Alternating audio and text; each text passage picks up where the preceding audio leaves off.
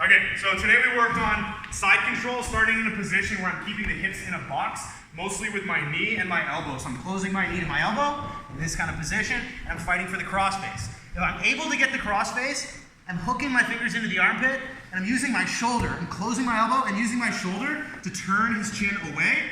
I can point my arm to the ceiling just to get an effect where the majority of my weight is in his chin or his jaw, turning him away in that direction. All right? Most people are going to be pretty savvy to blocking the crossface, so we went over that. Early stage blocking of the crossface is preventing me from grabbing his head. If I get really deep, he can just put his arms, his frames, even both arms, on his head, while he's also using his elbow on my chest, preventing me from really controlling his head. So in this situation, I'm going to try to turn him away from me. I'm dropping my hips down and walking my hips into his legs to try to turn him away.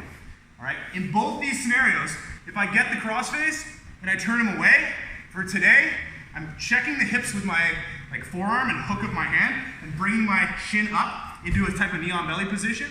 We didn't go any further. And the same thing occurs if I turn his hips away. I'm here, he's blocking the crossface. I walk his hips away from me. All right, I create some kind of check with my arm. I might just pin his leg so he can't turn to face me, or I create some kind of check where I'm bringing myself up into this knee on belly position, knee ride position. I could be across his stomach, or more effectively, I'm hooking his leg to keep him out of base so he can't bridge, and to keep his hips pointed in this direction. Just as a final note, this works really well with, he turns into me, he starts bringing his leg in, I can't really perform any of the things we went over. That's when I look to do my option number 3 and move into a spin behind. So that's it.